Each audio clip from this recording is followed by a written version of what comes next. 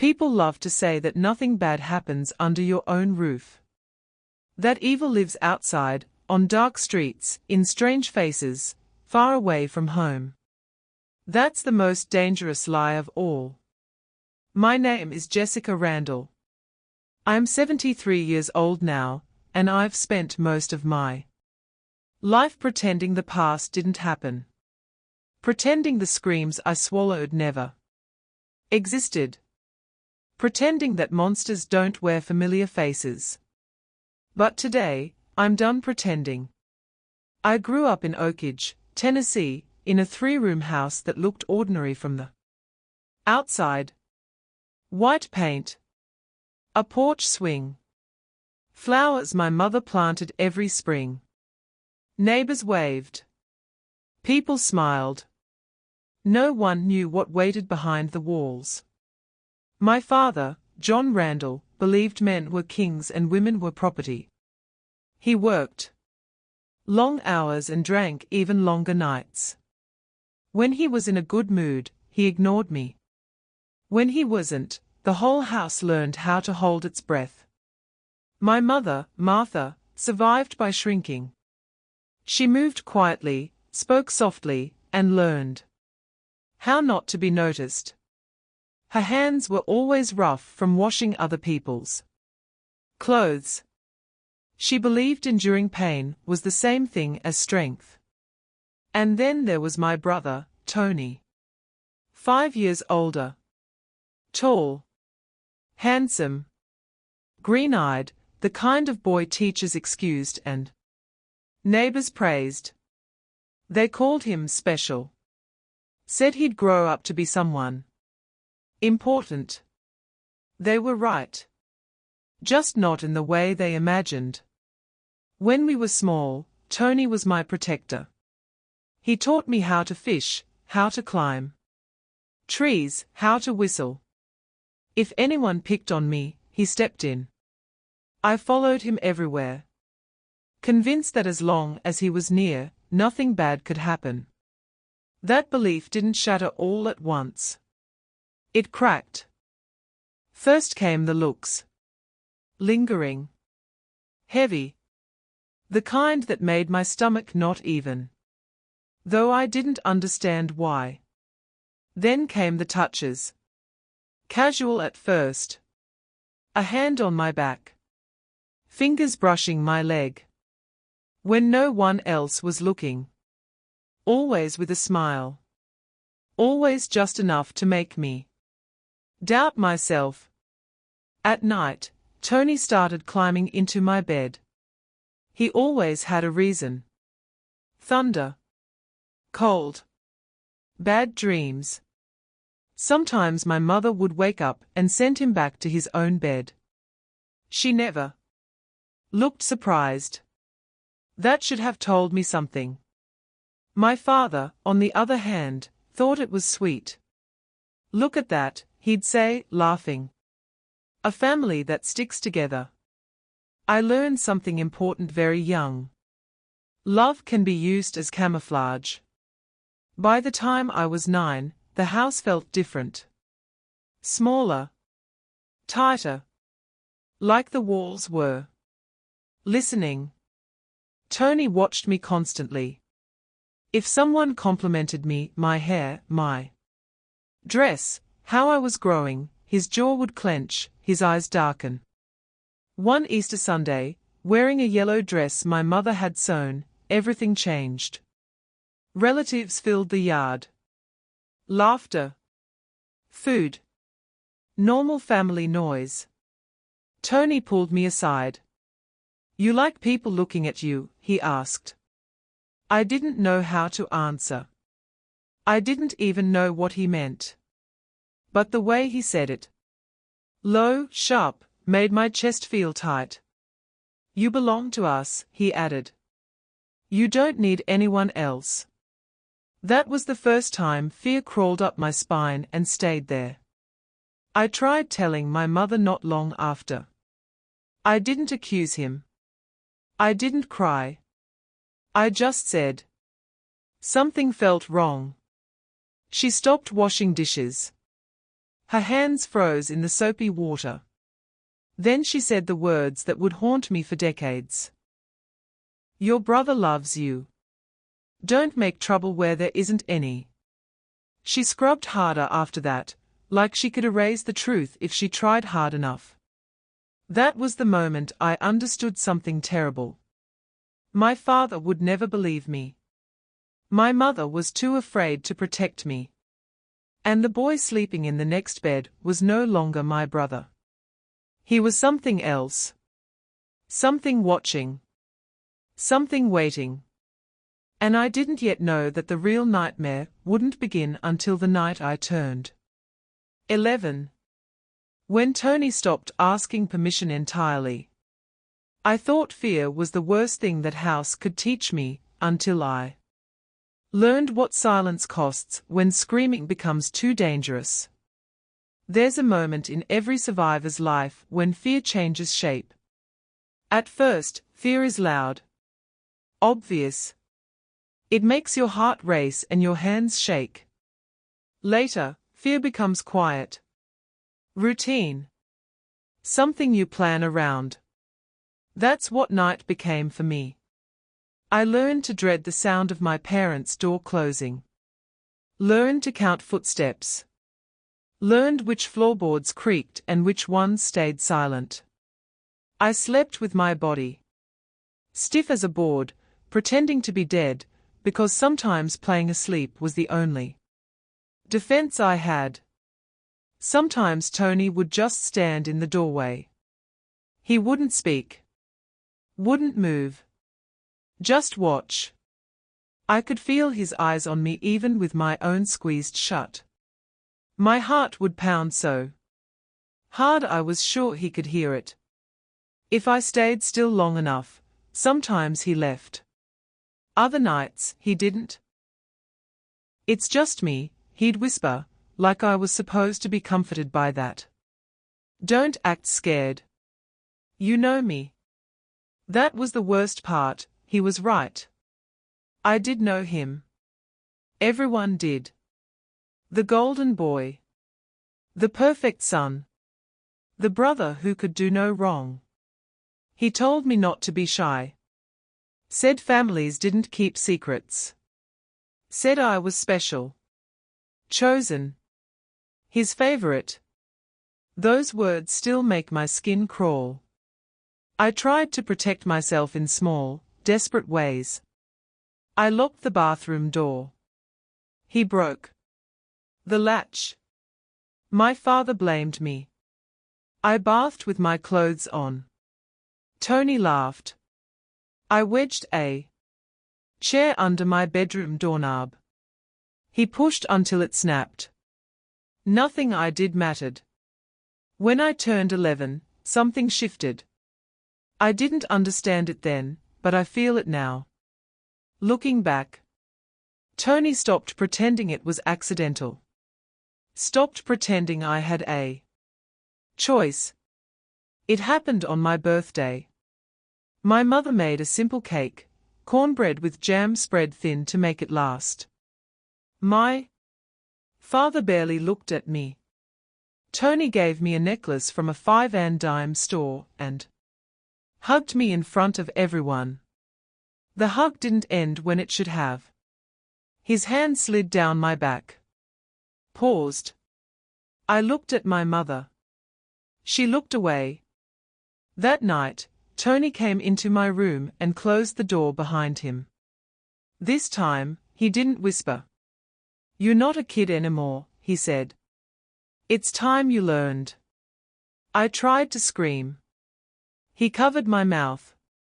You make a sound, he warned softly, and I'll tell Dad you've been messing around with boys. You know what he'll do. I knew. I'd seen my father beat my mother bloody for less. So I stayed quiet. The pain was unbearable, but the shame was worse. Because when it was over and Tony left, I didn't just feel hurt, I felt erased. Like whatever girl I'd been before had died. In that bed. The next morning, I could barely walk. My mother noticed. Of course she did. What happened to you? She asked. I lied. She didn't question it. She just cleaned me up when Tony wasn't around, her hands shaking, silent tears falling onto my skin. She never said his name. Never said mine. From that night on, it became routine. 2 times a week. Sometimes more. I learned how to leave my body. Learned how to stare at the ceiling and imagine I was somewhere else, flying, floating, disappearing. Anything but there. At school, teachers asked if everything was all right at home. Yes, I said. What else could I say? Tony was everyone's favorite. He helped old ladies. Played ball with neighborhood kids. Smiled for adults. Monsters don't look like monsters. That's how they survive. Once, I almost told someone. Mrs. Johnson, the neighbor. She found me crying behind the church and asked what was wrong. The words were right there, ready to fall out of my mouth. But then I pictured my father's fists. And I swallowed the truth whole. By 13, my body began to change. Breasts. Hips. Blood that terrified me because no one had ever explained it. Tony noticed everything. He smiled like he'd won something. And that's when I understood the real horror. What he was doing to me wasn't a phase. It wasn't curiosity. It was ownership. And he had no intention of stopping. I thought surviving him was the hardest thing I'd ever do, until my body revealed a secret that would make escape impossible. I used to believe survival meant enduring. Keeping quiet. Staying invisible. Making myself small enough to escape notice. That illusion shattered the morning my body refused to cooperate. It started with nausea.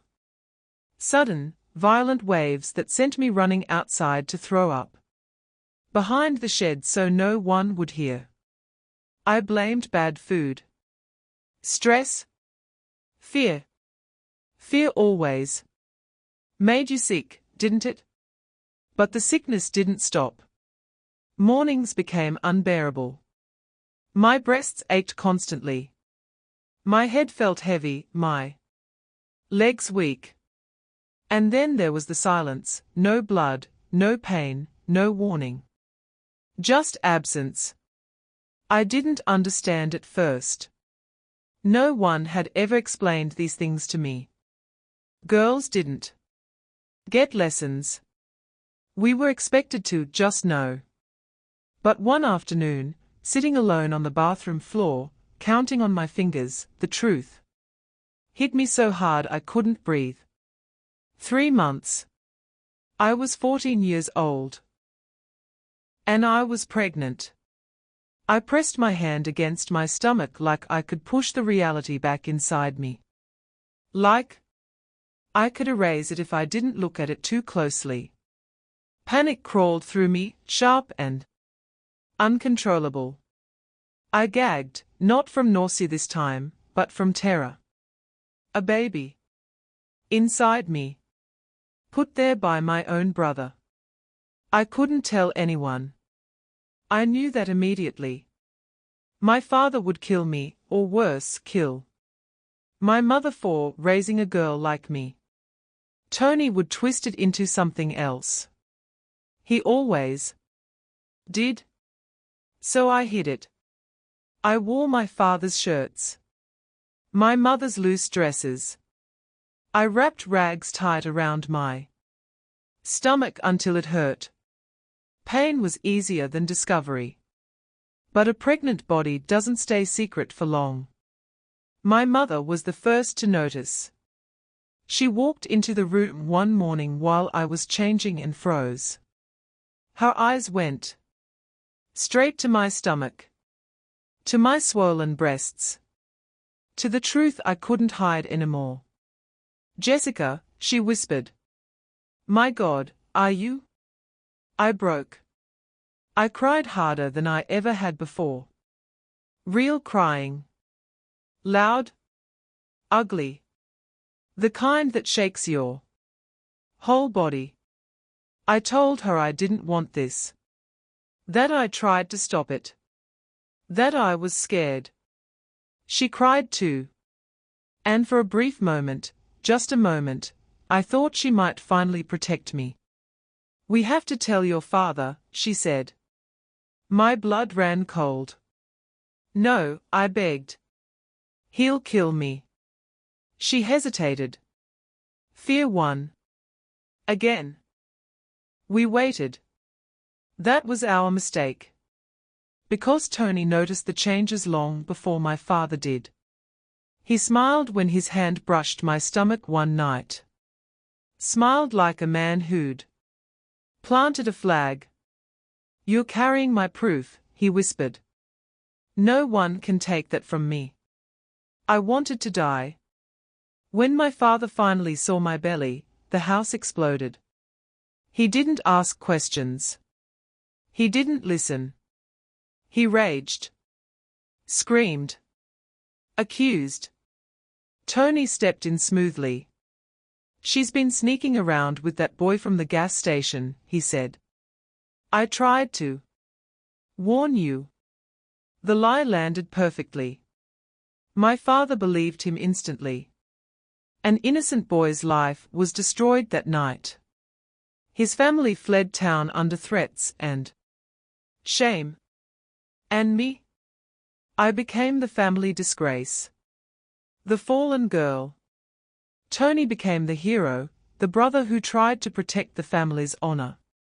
At night, he still came to my room. Less often now. He said I was damaged goods.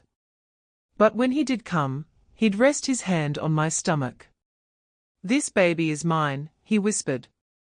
Never forget that. By the time my son was born, I already knew something terrifying. This child wasn't going to save me.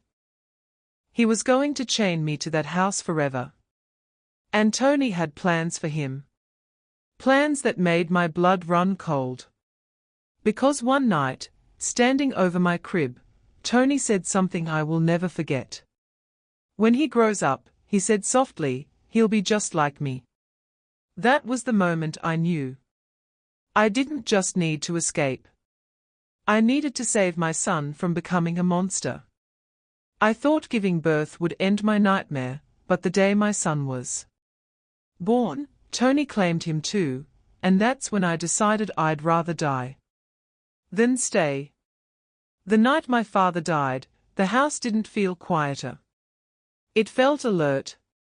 Like it knew something had shifted. He collapsed at the kitchen table just after dinner, his face going grey, his fork clattering against the plate. My mother screamed. I didn't move. Tony stood up slowly, watching. The body hit the floor like he was studying a lesson. The doctor said it was his heart. Quick. Unexpected. I didn't cry. I waited. Because when a tyrant falls, someone always rushes to take his place. Tony moved fast.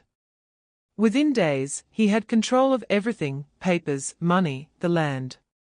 People treated him differently now. With respect. With sympathy. He was the grieving son. The man of the house. And I became his responsibility. That was the word he liked to use. You don't need to worry anymore, he told my mother. I'll handle things. She nodded like she always did. Like obedience was breathing.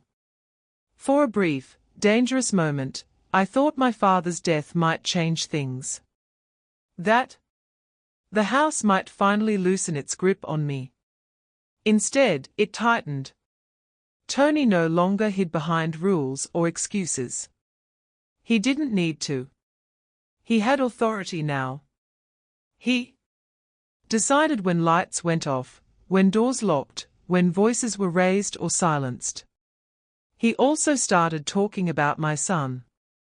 Not as a baby. As a project. He's got my blood, Tony said one night, rocking the crib with his foot. I'll make sure he grows up right. Strong. Not weak like Dad. That word, weak, made my stomach drop. I watched Tony's hands. His eyes. The way he smiled when he thought about the future. And I knew something with terrifying certainty. If I stayed, my son wouldn't survive as himself. He would become Tony. That realization burned hotter than fear. Hotter than pain. It became a plan. My first attempt was desperate and stupid. I tried to leave in daylight, pushing the stroller down the dirt road like I belonged there. I didn't make it a mile. Tony's truck pulled up beside me, dust choking the air. He didn't yell. Didn't threaten. He just smiled. Don't ever do that again, he said softly. You won't get a second chance. The second attempt was quieter. Night. Packed bag. My mother's eyes followed me as I moved through the house. She didn't stop me. Tony did. This time, the punishment wasn't words.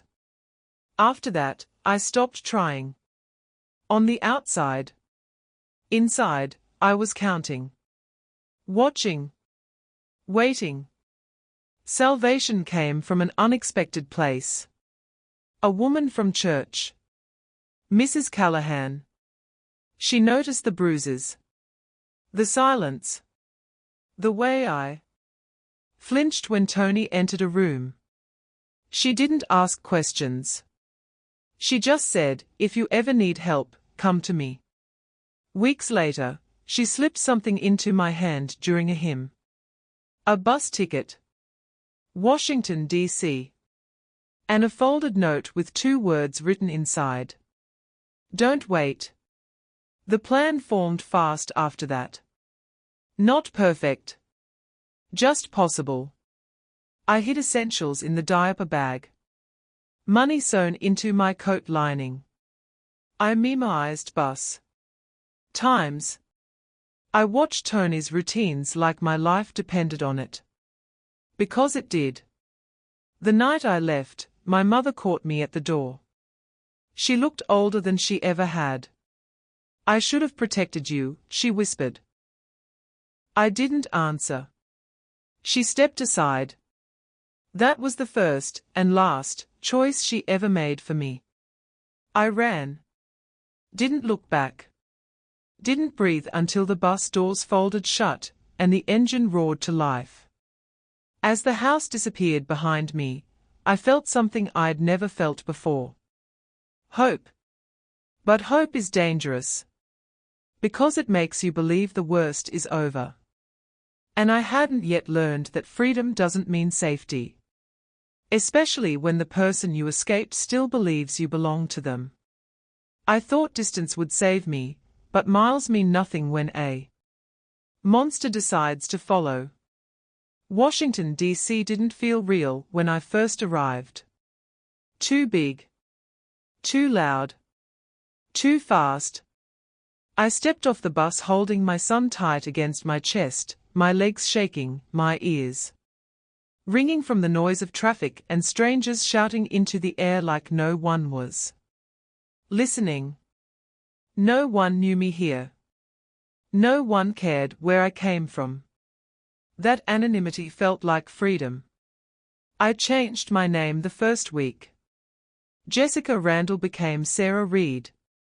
It wasn't dramatic. No ceremony.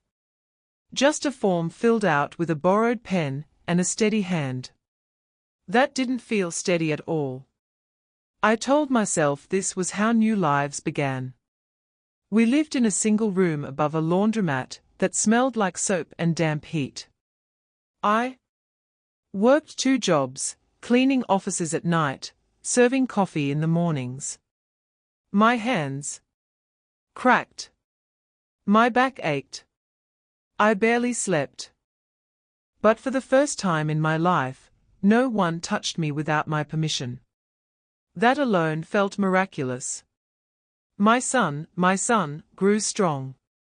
He laughed easily. Loved buses and bright windows and strangers' faces. When he smiled, something inside me loosened for the first time since childhood. I started to believe the lie again. That we were safe. I never talked about the past. Not to co-workers. Not to neighbors. Not even to myself. I sealed it up like a box and buried it deep. Survival demanded forward motion. Years passed. I rented a small apartment. Bought my son new shoes instead of used ones. Watched him start school. Listened to him read aloud with a confidence I'd never known. I told myself, I did it. I won. That's when the nightmares started. Not memories, new dreams. Tony standing across the street. Tony sitting in the back of a bus. Tony calling my name in a voice that didn't belong in this city. I woke up soaked in sweat, heart pounding, scanning windows and hallways. I told myself it was guilt. Trauma. Old fear refusing to die. Until the day I saw a man watching my son outside his school. He stood across the street, pretending to read a newspaper. I told myself I was imagining it. The next week, I found our apartment door unlocked when I knew I'd locked it. Nothing was missing. That was worse. Then came the letter. No stamp. No return address. Just my new name written in careful handwriting. Inside, a single line. You didn't really think you could disappear. The room tilted. My hands went numb. My heart slammed against my ribs like it wanted out. Tony. He'd found me. I burned the letter in the sink. Watched the words curl and blacken and vanish. But you can't burn knowledge. I changed my son's school. Took different routes home. Slept with a knife under my pillow. I never told him why. Children don't need your fear. They need your strength. Days passed. Then weeks. Nothing happened. Hope crept back in. And that's when Tony made his move. I saw him in a grocery store aisle. Older. Thinner. But unmistakable. Green eyes. He didn't approach. Didn't speak. He just smiled, slow and knowing, and walked away. That was his message. I'm close. I reported nothing.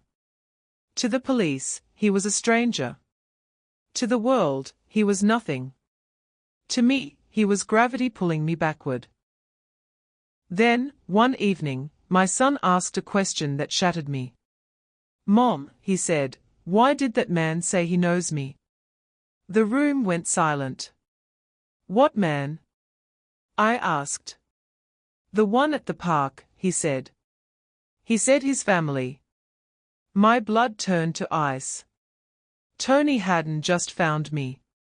He'd reached my child. And in that moment, I understood the cruelest truth of all. Running had saved us time. But time was all Tony needed. I thought hiding was enough, but when Tony spoke to my son, I realized this wasn't about the past anymore, it was about who would own the future. Fear feels different when it's no longer just yours. When Tony spoke to my son, something inside me hardened. Panic still lived in my chest, but beneath it was something sharper, anger mixed with clarity. He'd crossed a line he could never uncross. I stopped pretending this would fade on its own. The next morning, I didn't go to work. I kept my son home from school and told him we were having a special day. I watched him carefully, noticing how relaxed he still was. How untouched by the past he remained. I would not let that change. I called the police. It took courage. I didn't know I had to walk into that station. My hands shook as I explained that a man was stalking us. That he claimed to be family. That I feared for my child. They asked for proof. I had none. No restraining order. No record. No witnesses. Just a story that sounded unbelievable. Even to my own ears. They took a report. Gave me a case number. Told me to call if he showed up again. It felt like a polite way of saying, good luck. That night, Tony called. I hadn't given him my number. You always were smart, he said calmly, like we were old friends catching up. But you forgot something. My spine went cold. You forgot that I know you better than anyone. I hung up. He called again. And again. Then he said the words that finally broke my silence. He looks just like me, Tony said softly. Did you notice? I screamed at him to stay away from my son. He laughed. That laugh, the same one from my childhood, echoed in my skull long after the call ended. That was when I realized the truth. Tony didn't want me. He wanted control. And control didn't require distance, it required fear. So I stopped reacting. I documented everything. Dates. Times. Locations. I spoke to a legal aid clinic. I changed locks. I warned my son's school. I built walls where I could. Tony responded by escalating. He left gifts outside my door. Toys. Notes written in careful handwriting.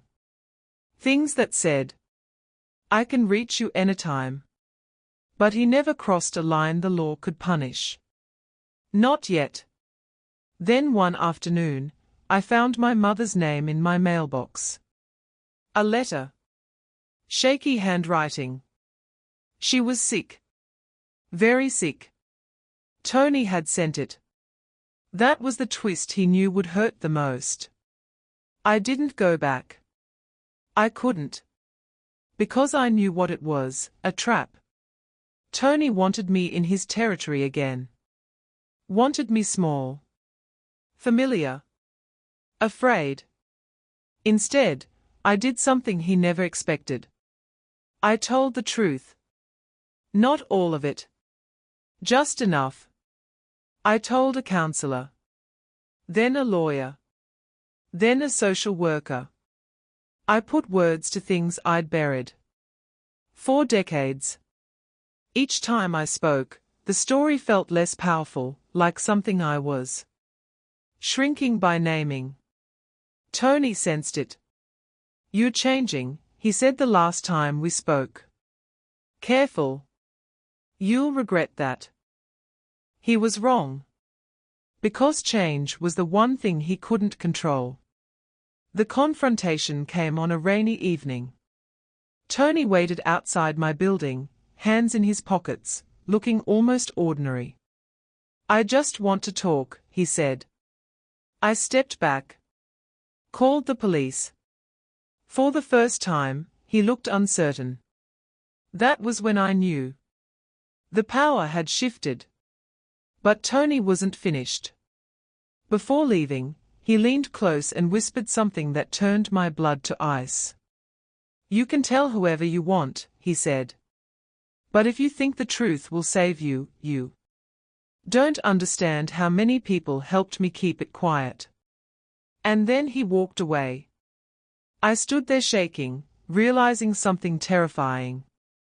Tony wasn't alone. And the story I thought was mine to tell might belong to a much darker network of silence. I believed telling the truth would end it, but Tony's final warning made me realize the past wasn't buried, it was protected. Tony was right about one thing. The past wasn't buried. It was protected. But what he never understood, what men like him never understand, is that protection only works while silence remains intact. And I was done being silent. The weeks after his warning were the hardest of my life. Not because of fear, though. Fear was still there, but because of choice. Every day, I had to decide whether to keep living quietly or risk everything by speaking fully. Tony counted on my exhaustion, on my instinct to survive by shrinking. Instead, I expanded. I started with records, birth certificates, old hospital documents, anything that tied my son's existence to timelines Tony couldn't explain away. I worked with a legal advocate who didn't flinch when I finally said the words out loud. My brother abused me. She didn't gasp. She didn't doubt. She believed me. That alone felt like justice. The investigation didn't move fast. These things never do. But it moved steadily. Patterns emerged. Complaints from years ago that were dismissed. A teacher who remembered Tony being too interested in younger girls. A pastor who admitted, quietly, that concerns had been raised and ignored. Silence doesn't erase harm. It just stacks it. Tony tried to contact me one last time. I didn't answer.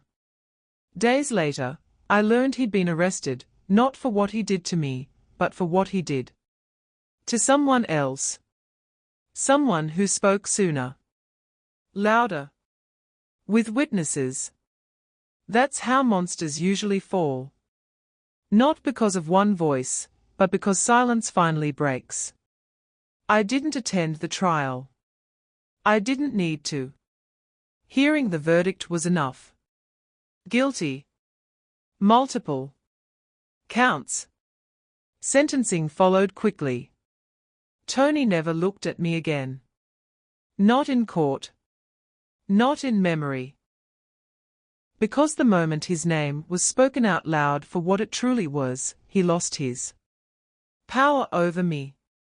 My mother died before the trial ended. I forgave her, not because she deserved it, but because I refused to carry her fear any longer. Fear belongs to the person who creates it, not the one who survives it. My son knows the truth now. Not every detail. Not every wound. But enough. Enough to know that what happened wasn't his fault. Enough to know that blood does not equal love. Enough to know that strength sometimes looks like walking away, and sometimes looks like standing up. He didn't become Tony. That was my greatest victory. Today, I still live quietly. I like early mornings and strong coffee. I like watching my son live freely, without shadows watching him from across the street. I tell this story now not because it defines me, but because it no longer does. I was not weak. I was not complicit. I was a child who survived something designed to break her. And I survived long enough to tell the truth. If you're listening to this and carrying something heavy, something buried, something you were taught to keep quiet, hear me clearly. Silence protects abusers. Truth protects survivors. And sometimes, the bravest thing you will ever do is speak. even when your voice shakes. Because monsters don't fear strength. They fear exposure. And the truth. The truth outlives them every time. If you think this story is over, remember this: every truth spoken creates another, and somewhere, someone is listening who desperately needs to hear it.